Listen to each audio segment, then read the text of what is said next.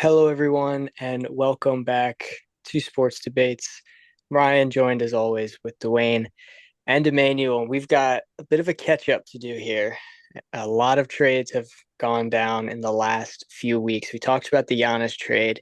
And then after that, the floodgates opened. Some crazy deals. So we're going to run through some of the big ones. We're going to go over the details.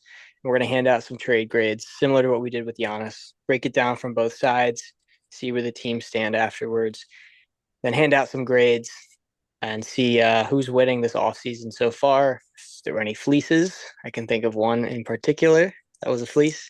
But some trades may have been good for both sides. We always like those as well. So without further ado, let's jump right into it.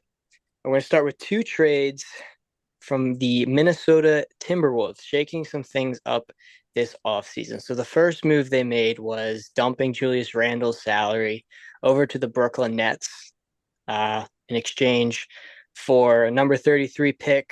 So that was Isaiah Evans, who was drafted with that pick. Nick Claxton was also involved. The Bulls' three-team trade. He went there. Not too significant. Maybe it could turn out that way. And then they followed that up, trading Naz Reid to the Hornets in exchange for LaMelo Ball. So that was the bigger trade for the Timberwolves. A lot of picks involved there, swapping some big contracts. So the Timberwolves get rid of two key players the last few playoff runs in exchange for getting a superstar point guard, the guy who was two picks behind Anthony Edwards back in their draft. So an exciting duo there. Let's start with this Julius Randle trade. I know it was a minute ago, and the LaMelo Ball trade kind of plays off of that. But Dwayne, I'll start with you. Was getting rid of Julius Randle the right move for the Timberwolves? Um, I'll say this before the LaMelo trade, I was a little bit hesitant because I was like, maybe they need something additional, especially with that loss. But like looking at it from point of view now, I think it was necessary. Um, Julius Randle is a good player. It's just not the level of player they need. Um, they need they need a better scorer. He's not as consistent a scorer. Great defender, but just not as consistent a scorer in the playoffs as they would want behind Ant. So because of that, I would kind of say, or we're giving it ratings, right? Yeah, provide a I would grade. say it's a B plus. With that trait in mind. Obviously, the total trade, I'll get into that later, but I would say B plus most definitely. Yeah, moving on from Julius Randle is really a huge plus for the Minnesota Timberwolves. You get rid of that giant contract, which was like extremely expensive. Chicago gets Nicholas Claxton, which is really great for them because they needed somebody being big. I know Nicholas Claxton isn't like your traditional big man where he's like 7 foot, big, tall, built, but power forward, he can play that really great. But for Minnesota's perspective on that trade, you know, it's really disappointing what Julius Randle became for that team because at the beginning you were expecting to get him from the New York Knicks. You were expecting to win a championship with him, that he was the missing piece, but it just never worked out for him. And for the trade grades, I got to give Brooklyn a B minus, Minnesota A because they move on from that contract, and Chicago gets an A minus while they pick up Nicholas Claxton for free. Yeah, I like Chicago. They're kind of just casually, they get dude for pretty much nothing. So that's Yeah. an A in my book. Brooklyn, I guess, yeah, B. I mean, you get a veteran guy, it's a very young team. So, I mean, I don't think he's going to necessarily be contributing to a competitive ball club, but, I'm sure he can help develop some guys. Uh, Timberwolves, I'll give a B plus. I do have a bit of a gripe overall with the guys that they lost for a reason, which I'll get into a little more. But getting off that contract was definitely helpful. Um, and he was a guy who kind of disappeared in some big moments for them, so it was probably bound to happen. So after that, they swing a big trade, get LaMelo Ball, right? So you get a true ball handling, playmaking point guard coming off of one of his better seasons. We saw him lead the Hornets to a play-in appearance. They were the the young, fun team in the East that got everyone excited. Worked great with Con Knipple. Um, so now he's in Minnesota. It cost the Timberwolves Naz Reid, who had been a very key part of their team the last few years, 2 first-round picks, 3 second-round picks, and 2 swaps, I believe. So the Timberwolves taking on 3 years of LaMelo, eligible for a 2 year extension. We'll see if he gets that. They send over Naz Reid's very team friendly 4 year contract. So, Emmanuel, did you like this trade for the Timberwolves or for the Hornets better? It has to be for Charlotte. Actually, oh, that's a really good question. Um, Man, that was really great. Yeah, no, okay. You're right. I'll take the Timberwolves for this one. I'll give them an A. They get the position that they really needed, which was point guard.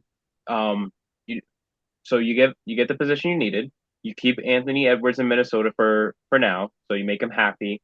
And I gotta give Charlotte, honestly, they gotta get a B plus, maybe even an A as well with what they returned.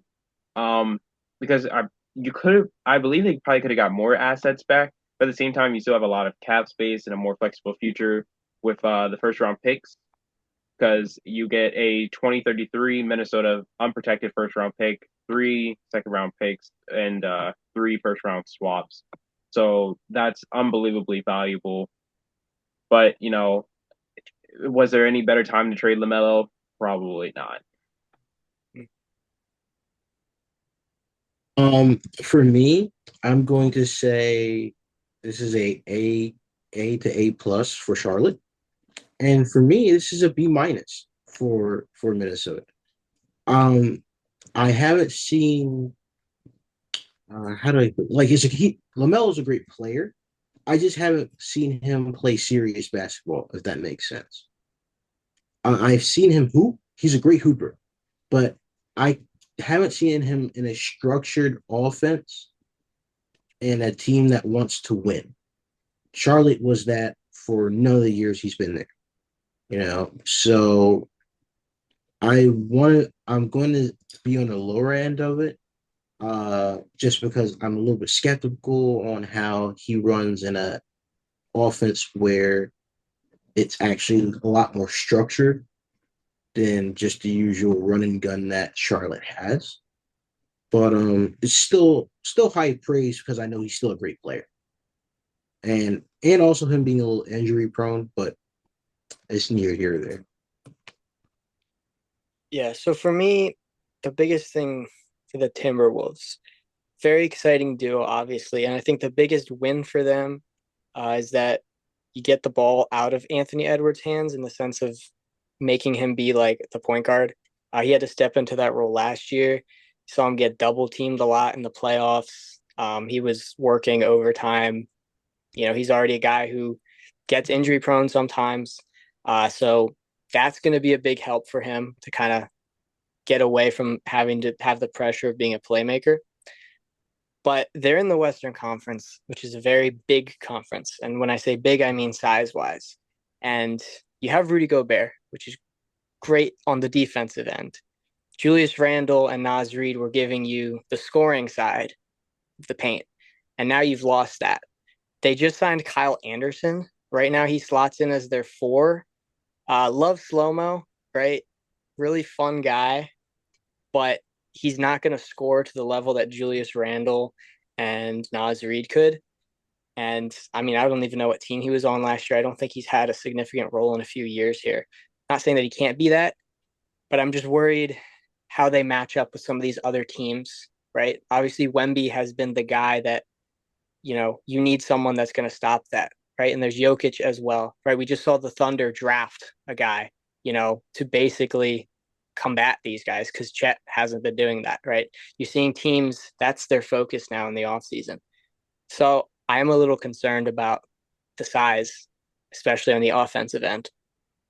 But I do think LaMelo is a good addition, um, for Anthony Edwards. I'm excited to see how that goes. For the Hornets, at first I was like, you guys had such a good season last year. Why are we getting rid? Like we're feeling good now. We trade Lamelo, but Emmanuel mentioned it. Like his stock was really high. It's getting expensive. Like if you can get a good haul for him, you do that. Um, LaMelo averaged 8 assists a game last year, so you're losing that 7 to 8 assists per game. But it opens the door for Knuple to maybe step into more of a playmaking role. Also, Kobe White slots in there, and you can see him in a competitive setting, see what he can bring. And I love Naz Reid. He's like the quintessential role player, sixth man of the year. And I think he's slots in really well with that Charlotte team. When you look into like the scouting report, very similar to Brandon Miller in a lot of ways. So you kind of have two guys there that are bigger guys. Defensively, they're great. They also can knock down threes, right? Just all around. I like that duo there. So Hornets, I don't know if they're like, necessarily playoff contenders. The East is getting crazy right now, but I do think that they walk away here almost better in some ways.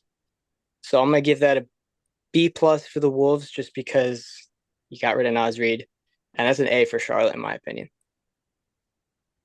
Really fair. All right, minor trade here. The Charlotte followed up with they sent Miles Bridges to the Suns with the first round and a second round pick for Grayson Allen and Royce O'Neal, as well as a 2033 first round pick. So Miles Bridges, he was like a criminal at one point, still in the league. They get off his contract. He was in the last year of that, but they bring in two role players, slide into the bench there. This trade kind of flew under the radar. It's not necessarily league shattering, but Emmanuel, did you have any thoughts on this deal?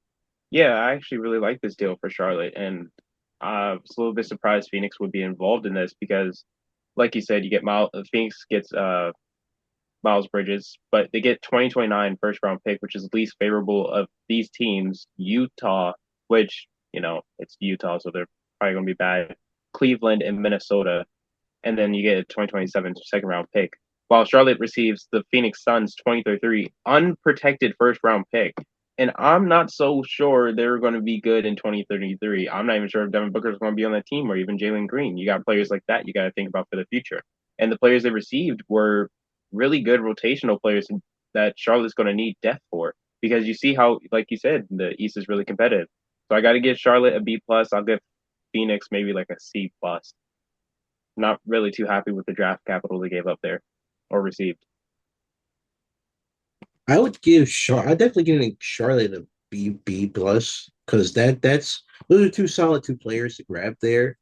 Um, I think it definitely I'm gonna have to agree with you. It fills out the roles because then you have Colin Kniffel, you have Grayson Allen come in for Colin Kniffel. You have Royce O'Neal come in for either the power forward position or Brandon Miller at the small forward position. That's a good defensive back line to have as well. Like both are great defensive players, even Royce O'Neal at his age right now. Um, I don't hate it for Phoenix. I hearing the draft capital for that though, I have definitely lessened. But I don't hate it for Phoenix. I mean, it's not the best, right? But is Miles Bridges still going to do quite a lot for them? I think so. I think so. But depends what position you're putting him in. If you're moving everybody up one, so Devin Booker at the one, uh, Dylan Brooks at the two, and then you have Miles Bridges at the three. I think that's pretty good. But if you're putting at the small forward, he's undersized, especially for the West. So it depends. It depends, but it could be pretty good. I love this for the Hornets. I give them an A+ because I think this could make them one of the like scariest 3-point teams, right? Obviously, you got Knuple, who's getting Steph Curry comparisons so far in his career. Kobe White's a solid shooter. Grayson Allen now slots in there. He's a good shooter. Naz Reid is one of the best shooting big men in the league. Brandon Miller's got a good shot. So like all these guys, that can be their play style. And I think you'll see guys like Kobe White blossom. His assist numbers might skyrocket with these options that he's going to be feeding to. So, you know, I'm excited to see what they can do from the 3-point line. I think they could be really good in that department. I agree with that. All right. Memphis and Portland made a trade. Ja Morant heading over to the Trailblazers. He's got 2 years, $87 million left on his contract. So he goes over to Portland, exchange for just two players, Jeremy Grant and Chris Murray. So no draft picks involved, player for player. Memphis, they have come to the end of an era. That big three of Desmond Bane, Jaren Jackson Jr., Ja Morant, done for. The last piece has been moved. Ja Morant's over in Portland, which an up and coming team. They were playing team last year, so trying to make some noise in the West. Dwayne, how do you like this for Portland? Um, I how does this make sense? If they get rid of Drew Holiday, or even like they have too many guards. There's too much guard play going Mm-hmm. on. If they were to remove two guards from their situation right now, they're pristine. I don't think Ja fits the type of style that um, the Trailblazers have, but it's still Ja Morant. And if he's healthy, we're still dealing with an elite scorer in the paint. But for right now, at the moment, I'm gonna give this like a C. It's just it's too many guards to me. You got like because you can't put Damian Lillard at the two because at the two, even though he is a shooting guard, funny enough, um, he's just better with the ball in his hands. And you can't put Ja at the two because Ja's not a good shooter at all. Then you get to someone like Shannon Sharp. Yeah, you can push him to the small forward, but then we're kind of pushing it, right? Like he's best at the shooting guard. Then you got Drew Holiday. Now, hear me out. Drew Holiday can guard 1 through 4, but that doesn't mean you put him at the small forward or even the power forward position at all. Like you still have him at those guard positions. So for me, I don't really like it for Portland because it leaves you kind of stuck where the Bulls were previously, where you just have a whole bunch of guards and it just doesn't seem that beneficial. Um, I also saw something where people were saying John Morant's going to be like all NBA third team. That's not happening. He's not making any team. It's just we haven't seen Ja play good in a while due to injury, of course. But I don't see the point for Portland. That's all. And what would you give for Memphis side of the trade? Oh, B plus. I think that was smart. Not because of the players they got, I would like to say, but because they need to rebuild. Like they need to restart. It's a requirement. Um, once they gave up Jared Jackson, it's time to just start over. That even though Jared Jackson is not this all great player, he's still a solid piece if you were to try to make a run, right? John Morant can't do that by himself, but once they gave Jared Jack, it was basically like we need to restart. So definitely B plus. That's starting to move them in the direction they need to do. Go.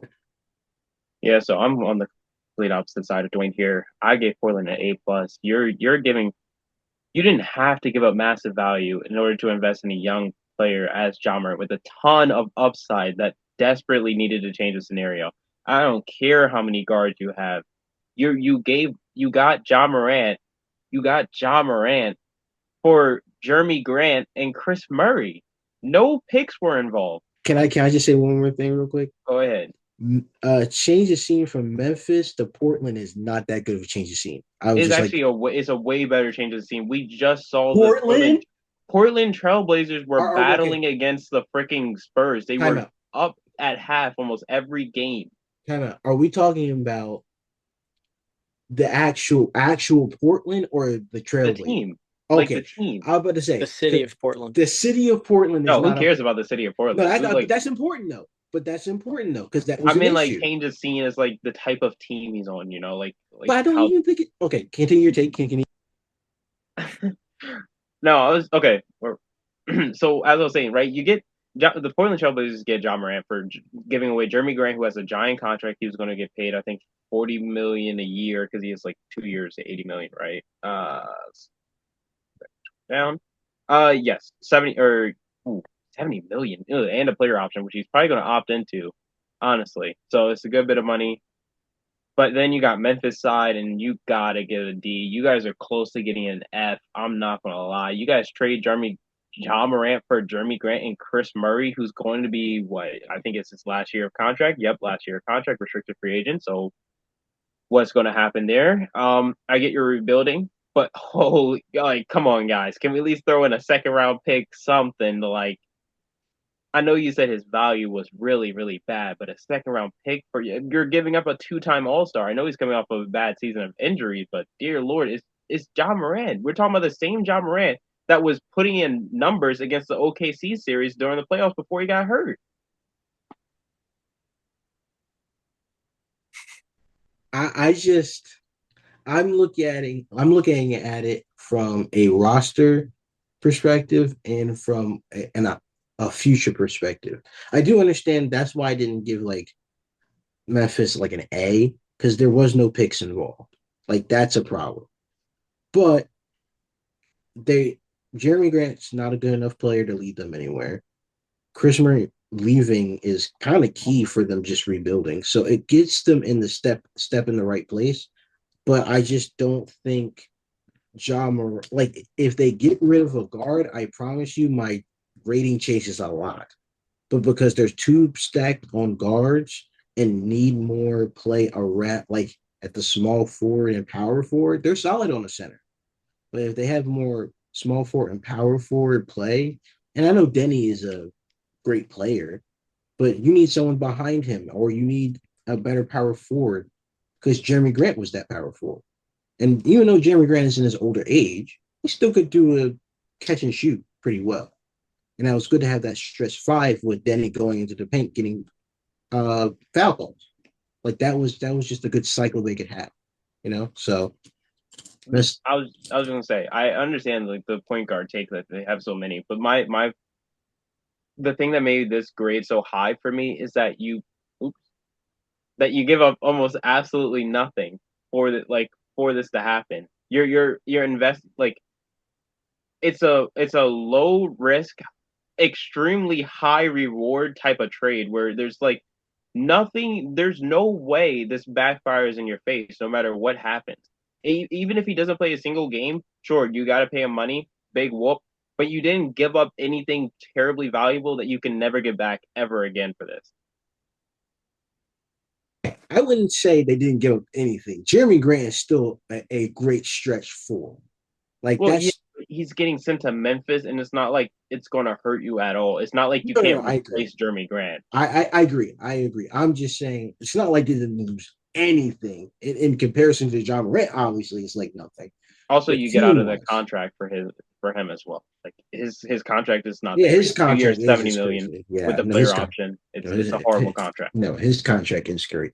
But just I feel like yet again, I think it's pointless for Portland to stack up on guards unless a big trade is happening, which I will see. It's still the offseason.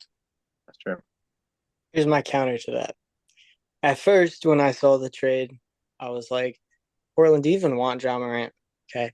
I've never been the highest on him. I don't watch a lot of John Morant films, so I can't tell you why. I've just been like, is he really that good?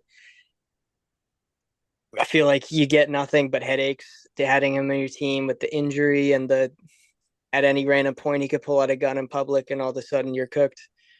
But when you look at the Blazers last year, they were 23rd in assists per game. Do you know who led their team in assists last year? That could be John. It was Denny Avdija. He's not Oh a wait, point that's guard. right. I forgot John Morant didn't play. It was Denny, your small forward, your big man, led your team. So even though they had all those guards, none of them were giving you playmaking. None of them were being point guards. John Morant, when healthy, can average 8 to 10 assists a night. So, in theory, he fills that hole really well. You have an actual point guard who could be a playmaker. Denny now can go play the position he's supposed to be playing. He doesn't have to be a point guard. And now your team's looking a little more structured with all those guards then behind him, and you can mix and match. Now, is Ja Morant going to stay healthy? Is he going to get into any trouble? That's obviously a risk you have to take with him. But in theory, he is the type of player that the Trailblazers needed because they were lacking a true playmaking point guard last year. And one more thing, one more really quick thing. I'm just going to say this about Damian Lillard. We got to remember he is coming off an ACL tear. I know he shot in the 3-point contest. We don't know we don't know what Damian Lillard we're about to see out here. We don't even know if he's going to be the starter. He could very well not be the starter. He could lose so much of that staff from the ACL tear. But that's just throw that out there. My only thing I would kind of question is if we're putting the ball in Ja's hands, right? It doesn't that take away from what Danny can do? That would be my only issue because we Sure, see but you don't want Denny running point guard. correct, but I kind of want him to start with the ball and because I would hear me when I say this is kind of a strong take. I kind of trust Denny more with the ball than Ja in this situation. I feel like John Morant will go at you. Like that's his mindset. He kind of has a Russ mindset where he's going to go at you and going to go at the rim, regardless of who you have. I, I believe Denny has a different look on that than Ja does. I think Denny is more crafty when it comes to not to dribbling. I would like to clarify, but crafty when it comes to foul baiting and stuff like that Ja doesn't necessarily have. And you can't put Ja on the wing like then he's driving Ja, passes the Ja on the wing for his three, because Ja's not a good 3-point shooter. So you kind of run into the issue where everybody diving to the paint. So either you could what you could do to solve that is something like a Ja Danny pick and roll, which you got to decide who to guard there, which that could work, but irregardless, that would be my only issue. So That's fair. And then for the Memphis side, I know you didn't get picks. You didn't really get that much value back, pretty much nothing. But to me, the Grizzlies were being held hostage by Ja. As long as he was on that team, you were kind of forced to stay competitive and be viewed as a playoff contender. Now that you guys are free from that big three that never worked out. Now we're back in the youth movement at Memphis. They've got a lot of young guards. Now you can see who's going to step into that role. You got Scottie Pippen, you got Cedric Coward, Jalen Wells, and you've got some Walter Clayton Jr., right? All these guys now, this is your team, right? Figured out. It's not going to be a great year. It's going to be a year of development. Next few years will be that. But now we can kind of let someone else take this team, be the face of this franchise. You got some veterans mixed in there. So I think, yeah, you could have maybe gotten more. Even a few second round picks would have made it feel better. But I think it's addition by subtraction, just getting away from that whole era. We're looking new look Grizzlies. So I think that's a positive on their end. Yep, absolutely. All right. Kawhi Leonard is back in Toronto. They swung a trade with the Clippers. Kawhi on the last final year of his big contract with the Clippers heads back to Toronto, the place where he won his second championship, won Finals MVP. Right, he's eligible for a 2-year extension, and I think he's made it known that he wanted to go to a place where he could finish out his career. So it sounds like he probably works out some sort of extension with them and calls it a career in Toronto. For the Clippers, they bring on Brandon Ingram's contract.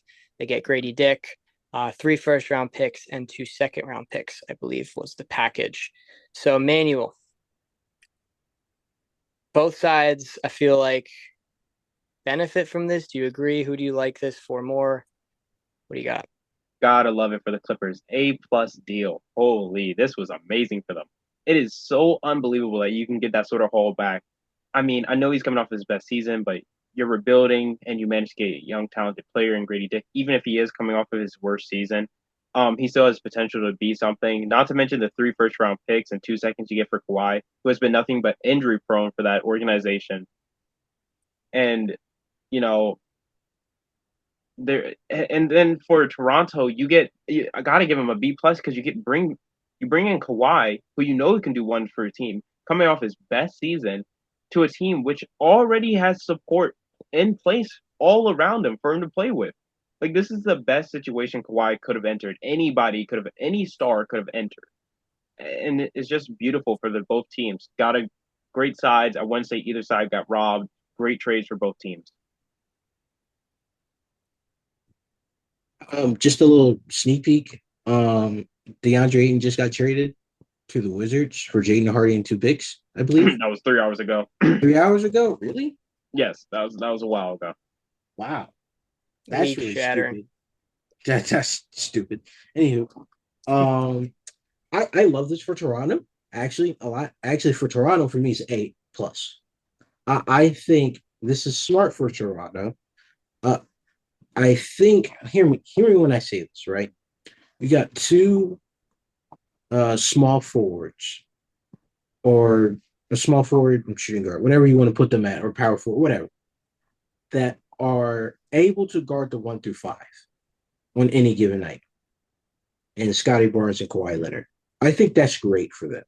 And then you have such a better scoring option in Kawhi Leonard than Brandon Ingram. Not to throw any shots at Brandon Ingram. He's a great scorer, but Kawhi is just levels above that. And I don't know. For me, I think this pushes them up to a like 3 or 4 seed here. Like, even though it's not that much better than what they did last year in the East, that is quite strong right now. That's still pretty good. Like, just keep your spot. So I think this is about the best option for them is Kawhi Leonard. I don't really know how, but for it's great both ways. It's A for Clippers as well. Like this is a great way to move on, and I love that for them. Um, I also think, hear me out. This is a little bit, you know. Um, I also think this is Kawhi trying to dodge that fake tree planting thing that he got in trouble with the Clippers. I think also like some stuff that was going on there. He was like, you know what? I'm out of here. Y'all got that with Steve Ballmer, So that whole ordeal. I don't think the whole thing was about it being a RICO case. I don't think it's a RICO case, but it's something that the league is definitely looking into. Hmm. So yeah, I definitely think because especially with the change in literal countries, I think that was an added factor. But that's neither here nor there. For the Raptors, I wrote watch out because, I mean, this team was sneaky good last year, right? They were the 5th seed, I believe. Made some noise in the playoffs. Cavs, they lost them in 7. That was a really Yeah. good series. They made a statement, and then you go and you get the guy who led your team to their championship, knocked out the Warriors. I mean, one of the most iconic championship runs in recent memory. It reminded me of you guys remember when The Rock took over the DC universe for a little bit, and he was like, the hierarchy of the DC universe is about to change. Well, the hierarchy of the Eastern Conference is about to change because the Raptors have arrived. This team was the 5th best team by defensive rating last year, and they just added one of the best defensive players of our generation, the Claw. So they have the chance to be the best defensive team in the league. Top of that, a chance to be Kawhi, as Emmanuel mentioned, coming off the best season of his career high, 27.9 points a game. The last time he averaged anywhere close to that was his first year with the Clippers, averaged similar numbers with the Raptors too. So it's been a minute, but he might be back.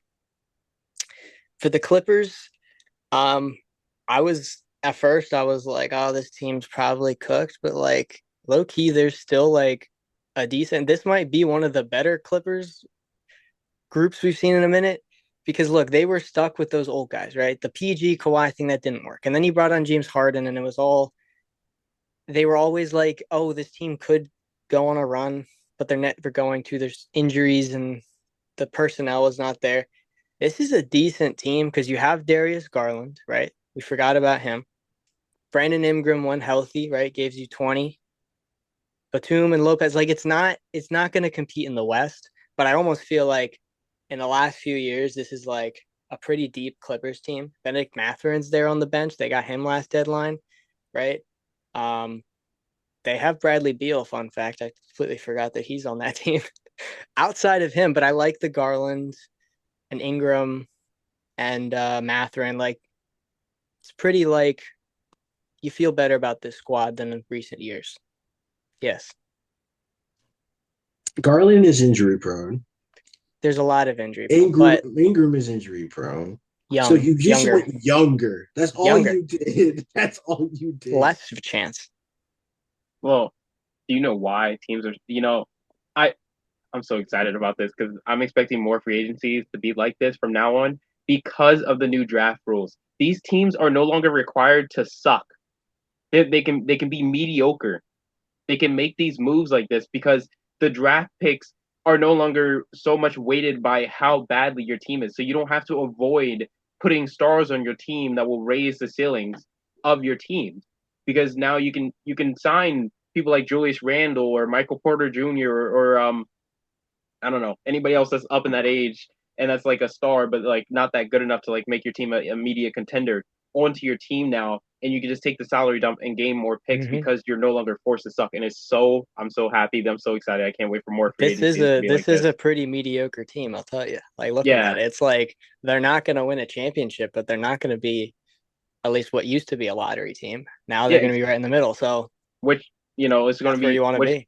yeah, you're able to compete, give your fans something to watch while still being able to have the potential to get a high draft pick. Yeah, I think Funny enough, with youth, Jordan Miller signed back with the Clippers, there you go. so they Add retain them to even the more youth. list. Yeah, they retain more Add them to youth the squad. for 3 years. 3 years. Hold on, 15 mil. 3 years, 15 mil. Yeah, overall, I think this is like could be an A plus for both teams. Honestly, Yeah, like easily. Yeah, it's a win-win. I think for both groups. All right, two more for the big ones. We'll go to the Lakers trade. They went on a shopping spree a couple days ago after LeBron said that he is going elsewhere. You guys can move on without me. They went ahead and signed like half the free agent group, and then they traded for Walker Kessler to complete the white boy starting five there. So Walker Kessler leaves Utah, comes to the Lakers, immediately signed a 4-year, $130 million extension. So he's locked up there. In return, the Jazz got 4 first-round picks. Am I reading that correctly? You are. 4 first-round picks for Walker Kessler. So, Emmanuel, let's start with the Lakers side. Is this a big man that can keep this team afloat in the West? No, no, no. This is not a big man that can do that. He's not. They they overpaid the hell out of this man. Let me say that.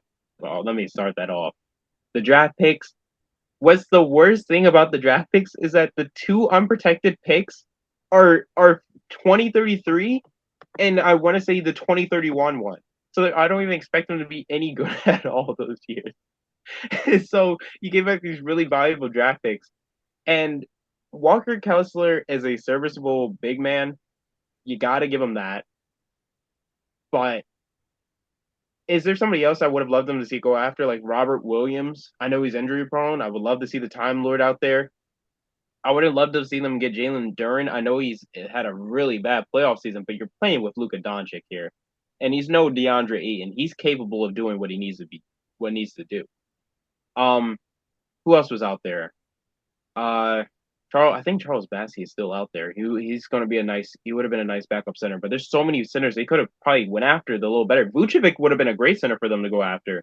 The Magic threw him a little bag and they didn't even want to go after him, which is a little disappointing. I know he's up in the age, but I guess they're going for youth here. They're trying to build around him because Walker Kessler is probably, I want to say maybe 25, 28 off the top of my head. So he's not an old player. He's young, but for Utah, I got to give it an A plus. LA, you got to get a D here. I know you get the big man you've been begging for like 4 seasons, but you threw way too much in for Walker Kessler, and you gave him a very large bag that may very well backfire in your face.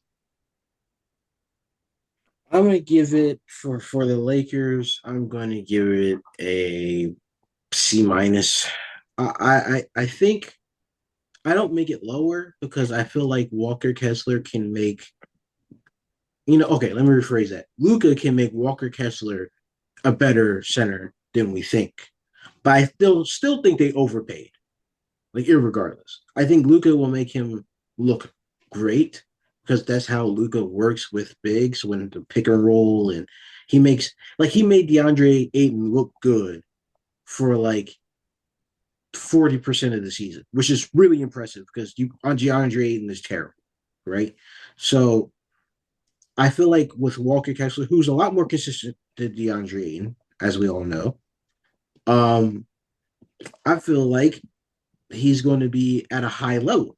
But for as much they gave up and for how much they pay, absolutely not. So I still give it a C because there is still some value, but not as much value as they put on. And then for Utah, this is easily like a B plus because you get rid of his contract, which he wanted a lot of money, and y'all were saying no the entire time. And then on top of that, you get a good selection of picks from the Lakers. So I would give it a B plus, maybe A minus for Utah, which is surprising because Utah doesn't have anything good go for them half the time. Yeah, I mean it's definitely an upgrade at center for the Lakers. Andre Ayton, as Dwayne just mentioned, got shipped off to Washington, so it's going to be Kessler, and they signed Sandro, however you say his last name. Oh, Sandro Mamas Skilly from the Raptors. Yeah, another big white guy. Love So that guy. that's their big man duo right now. You also got Maxi Kleber who can slot in there if needed. So it's definitely an upgrade. Hmm. Again, I don't know why we're giving you gave the Jazz more picks than you gave the Mavs for Luca. Like, I mean, I don't I don't know how they pulled that off, but like, you know, I don't know if that's what it was worth. I don't know if that was really like the Jazz weren't budging or the Lakers, maybe there was like other offers and the Lakers just wanted to make sure that they got this guy. And so they overpaid. I don't know what was going on behind the scenes. So in theory, like I like the addition, but what it cost you, it should not have cost you anywhere near that. Um, so yeah, Jazz, congratulations. You continue to stockpile some picks here. You've got a decently structured team already with some young guys, and now you've got picks for the future that you can use. So things are looking good for them in the near future. I think they definitely won this trade. But Lakers, definitely in theory, a good move for that kind of player.